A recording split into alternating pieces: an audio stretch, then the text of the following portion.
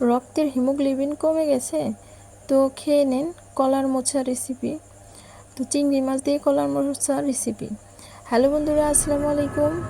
ইসমানো রেসিপিতে আপনাদের সকলকে স্বাগত। আশা করি সবাই ভালো আছেন। আজকে আমি কলার মোচা দিয়ে চিংড়ি মাছ রান্না করব। তো প্রথমে এখানে কড়াই বসিয়ে দিয়েছি, তারপর এর মধ্যে সরিষার তেল দিয়ে দিলাম অল্প পরিমাণে একটু হলুদের গুঁড়া আর একটু লবণ। আমি ওই চিংড়ি মাছগুলো আগে একটু ভেজে নেব। আচ্ছা, এগুলো একটু ওই তেলের মধ্যে দিয়ে ভেজে নিচ্ছি।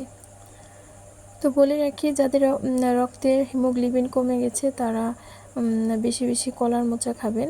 কলার মোচাতে অনেক রক্তে হিমোগ্লোবিন বাড়ায়, এতে অনেক পুষ্টিগুণে ভরপুর।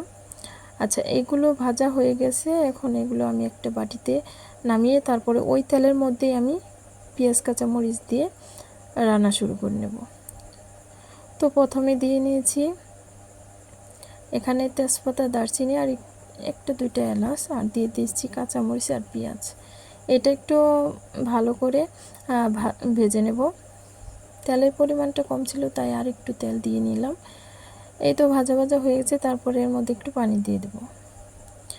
পানি দেওয়া হয়ে গেছে, তারপরে এর মধ্যে আমি গুঁড়া মশলাগুলো অ্যাড করে দেব।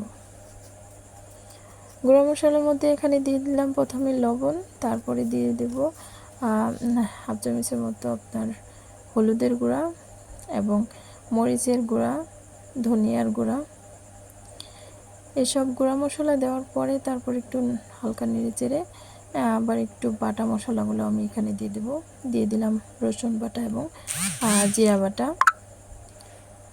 ও অল্প পরিমাণ একটু আদা বাটাও দিলাম। মানে এটা ভালো করে একটু কষিয়ে নেব।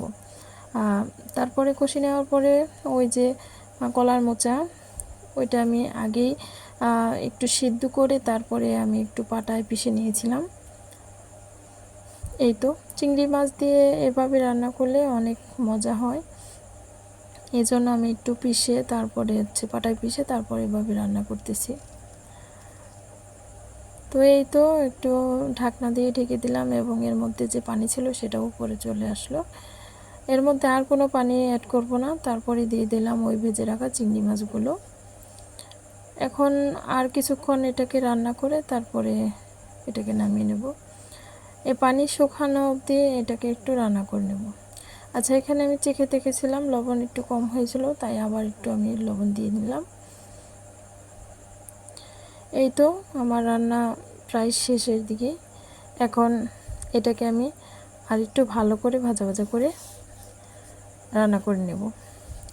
তো আমার এই ভিডিওগুলো কেমন লাগে তো কমেন্টের মাধ্যমে জানাবেন। লং ভিডিও নিয়ে আসা হয় না ব্যস্ততার কারণে।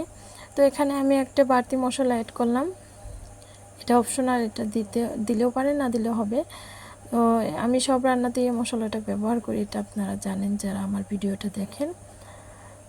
দেওয়ার পরে এই তো রান্নাটা প্রায় শেষ, এটাকে এখন আমি নামিয়ে নেব। এই তো ফাইনাল লুক, দেখেন আমার রান্নাটা কেমন হয়েছে। কমেন্টের মাধ্যমে জানাবেন।